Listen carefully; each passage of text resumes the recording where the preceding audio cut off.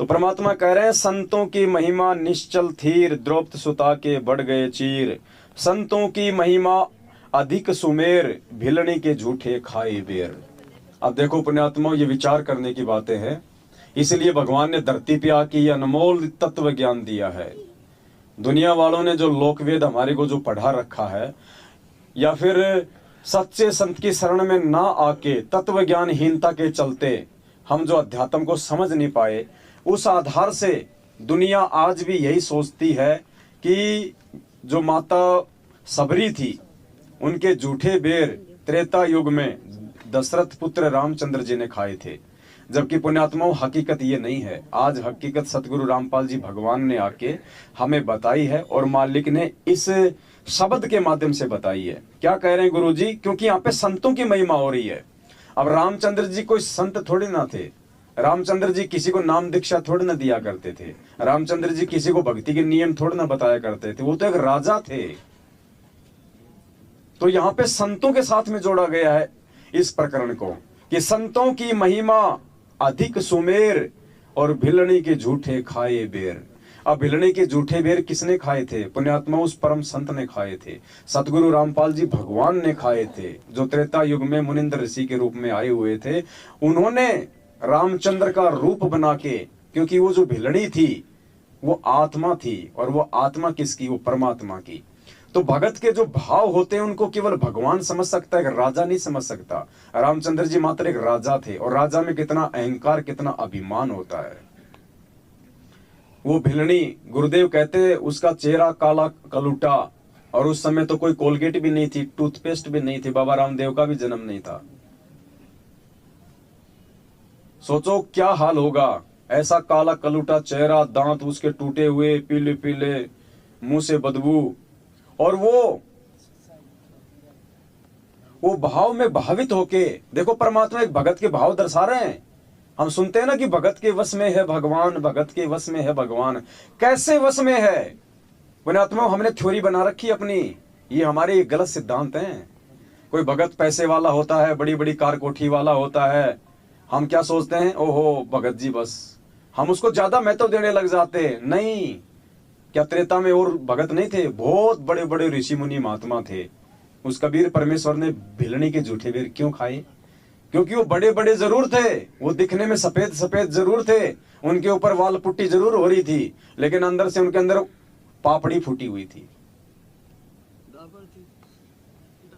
डाबर थी उनके अंदर।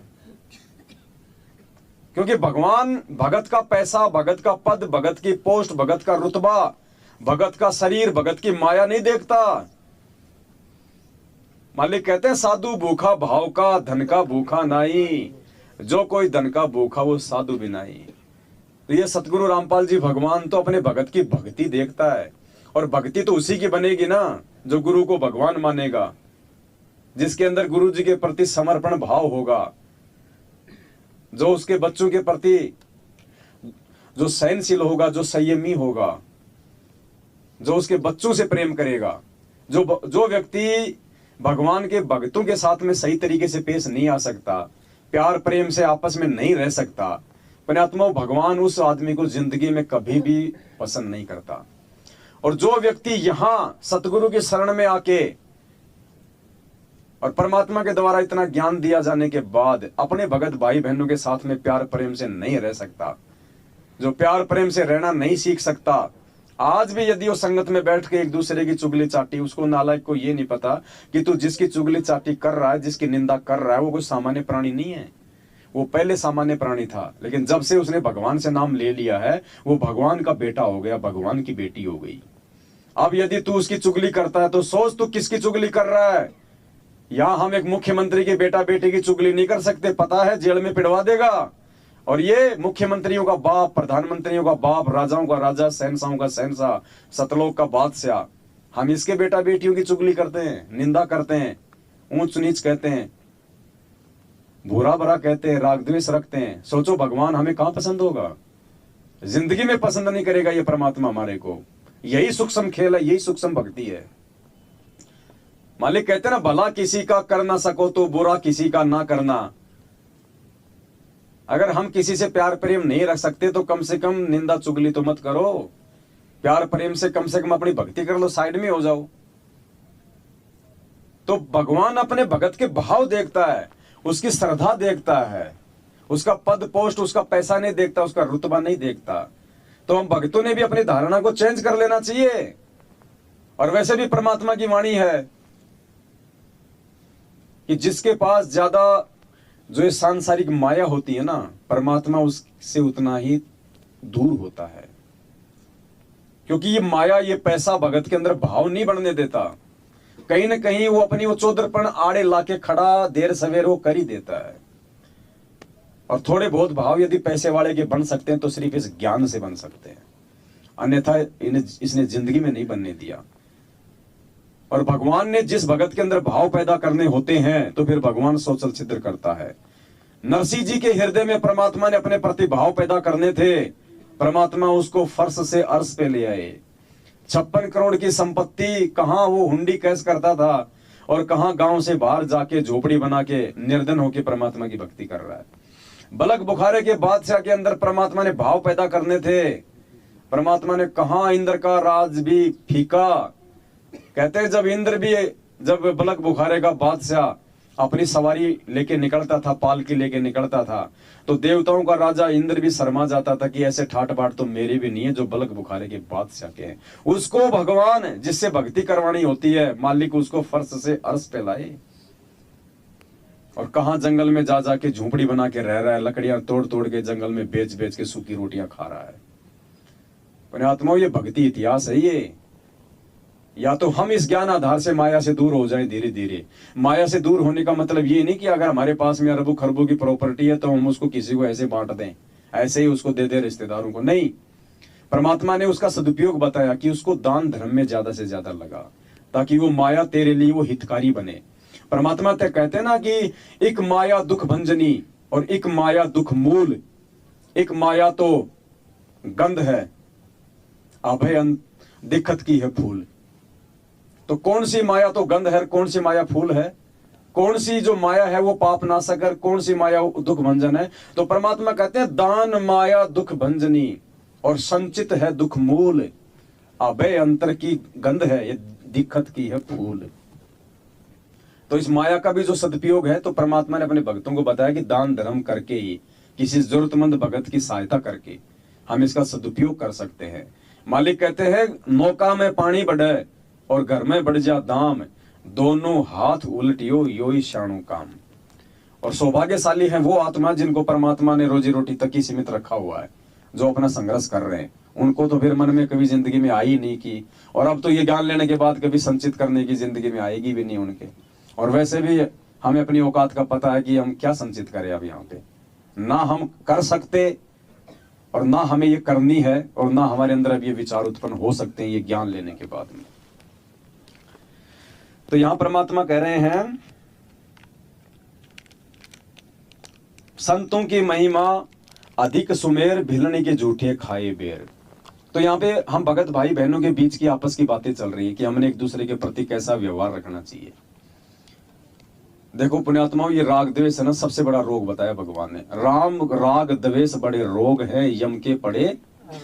और मालिक कहते हैं एक शत्रु एक मित्र है, भूल पड़ी रे प्राण।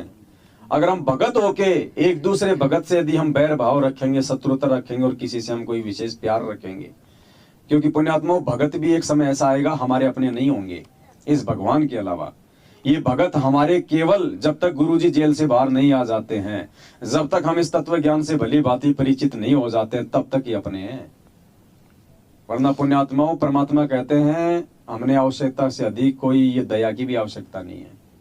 राजा जनक की तरह हमने ज्यादा दयावान बन के अपने आप को ठगाना भी नहीं है। यहाँ हमने सिर्फ प्यार और प्रेम को बढ़ावा देना है, एक दूसरे का आपस में भक्ति मार्ग में सहयोग लेना है। हमने किसी भगत के ऊपर आश्रित नहीं होना, किसी भगत को ज्यादा महत्व नहीं देना। अब देखो कितना बड़ा एग्जाम्पल दिया यहाँ परमात्मा ने। इस शब्द से ये तो साबित हुआ कि संतों की महिमा अधिक सुमेर, भिलनी के झूठे खा लिए बेर। यानी संतों की महिमा हो रही है। राम कोई संत नहीं था, राम कोई गुरु नहीं था। तो यहां उस कबीर परमात्मा सतगुरु रामपाल जी भगवान ने त्रेता युग में अपनी प्यारी आत्मा माता भिलनी के, सबरी थी ना, माता सबरी के झूठे बेर खाए। जिनकी शकल तक से लोगों को नफरत थी, क्योंकि भगवान अपने भावों का भूखा है। तो माता सबरी इस भाव से कि कहीं मेरे भगवान के मुख में ये कोई खट्टा फल ना चला जाए और मेरे भगवान नाराज ना हो जाएं। जैसे माँ होती है ना, अपने छोटे बच्चे को यूं अपने मुंह से बेर चांक चांक के खिलाती है कि कहीं मेरे बेटे का मुंह कड़वा ना हो जाए। ऐसे ही भगत के भाव थे, माता सबरी के भाव थे। और एक शब्द है ना, कौन कहता है भगवान खाते नहीं, हम बेर सबरी के जैसे खिलाते नहीं। कौन कहता है भगवान को जब भोग लगाते तो भगवान खाता नहीं है, स्वीकार नहीं करता, करता है, लेकिन हमारे अंदर अभी वो भाव नहीं है भगवान को भोग लगाने के। ठीक है, हमने शुरुआत की है और देखा देखी शुरुआत हुई है, तो परमात्मा दया करेंगे, धीरे धीरे भाव भी पैदा करेंगे। प्रोसीजर भी यही है। तो माता सबरी चाक चाक के अपने मुख से रामचंद्र जी को बेर दे रही है, और वो परमात्मा, वो कबीर परमेश्वर सतगुरु रामपाल जी भगवान बड़े प्रेम से और उन बेरों को खा रहे हैं। और कुछ बेर वो अपने भाई को दे रहे हैं पीछे, लक्ष्मण को। अब देखिए पुण्यात्माओं, दोनों भाई थे,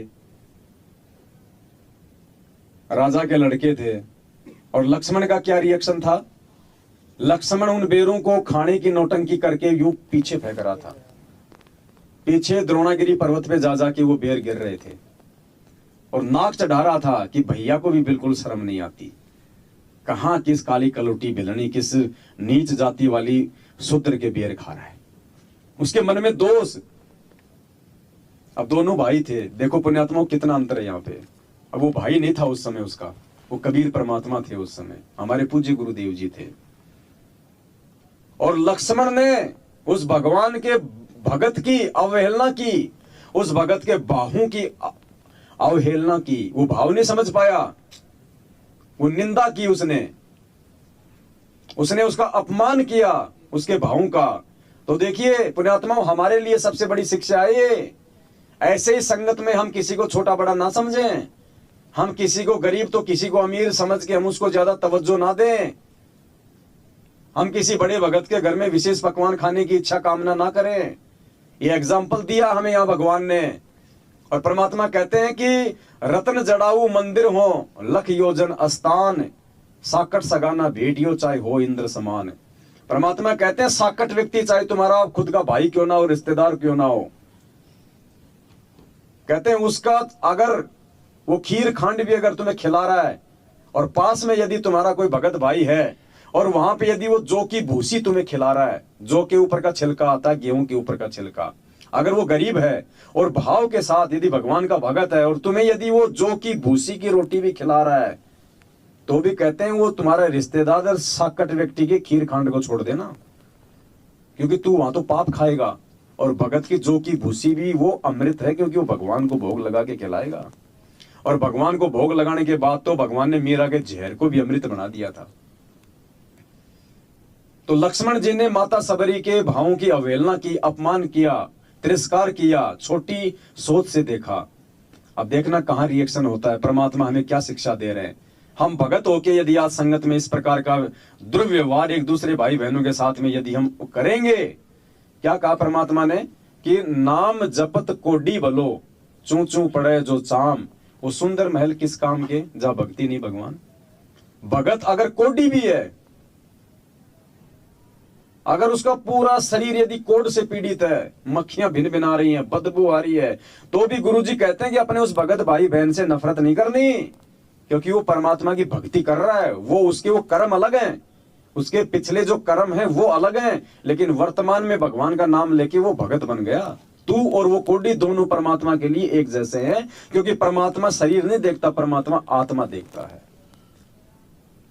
तो बाद में आगे चल के सीता जी का अपहरण हुआ, राम रावण युद्ध हुआ, लक्ष्मण जी को मेघनाथ ने शक्ति मारी, मूर्छित हो गया। मूर्छा को कहते हैं कोमा में चला गया, जैसे आज कह देते हैं कोमा में चला गया। तो लक्ष्मण जी वो शक्ति लगने से, तीर लगने से वो कोमा में चले गए। रामचंद्र जी रोने लगे दहाड़ मार मार के, माता जी को क्या जवाब दूंगा, भाई ले गया था वापस नहीं लाया। मालूम पड़ा साहब क्या हो, कैसे होश में आए। बोलो साहब एक बहुत बड़ा एक सुसेन नाम का एक वैद्य है, उस वैद्य को बुलाया गया। वैद्य ने कहा कि साहब सुबह सूर्य अस्त होने से पहले पहले,